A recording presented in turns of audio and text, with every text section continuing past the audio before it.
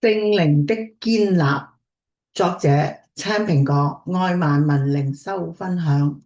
你們蒙召原是為此，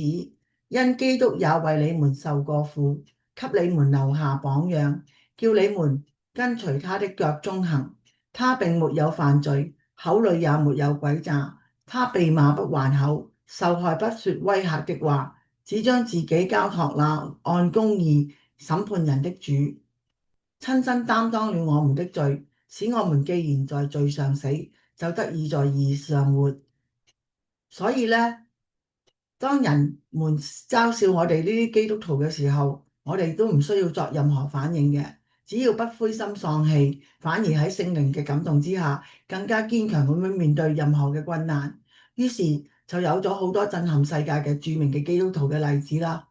例如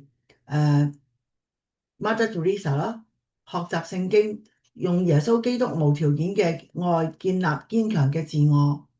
聖靈堅固嘅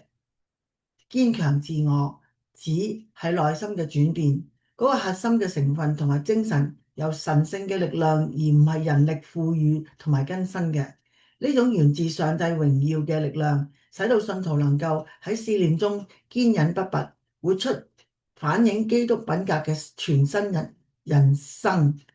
而且喺軟弱嘅裏邊，喺上帝嗰度，即係喺神嗰度揾到勇氣同埋力量。最親愛嘅天上阿爸父，感謝你，我本是軟弱無能，多愁善感，經唔起世俗嘅風浪嘅衝擊，但係有你嘅無條件嘅愛喺我背後支持，你必勝嘅應許，將來嘅榮耀，我嘅自我變得堅強起嚟，去面對世俗嘅衝擊，堅定咁樣去愛你、愛世人。祈禱係奉主耶穌基督嘅名求，阿門。各位網上面嘅朋友同埋主內嘅弟兄姊妹，如果你有感動嘅話咧，就俾個 like 我啦。如果你係覺得可以同朋友分享落，咁你咪撳 share 咯。如果你覺得我想知多啲愛萬民靈修分享嘅小道理嘅話咧，咁就可以撳右下角嘅鈴鐺，免費訂閱神嘅平安頻道啦。願神大大嘅祝福你，再見。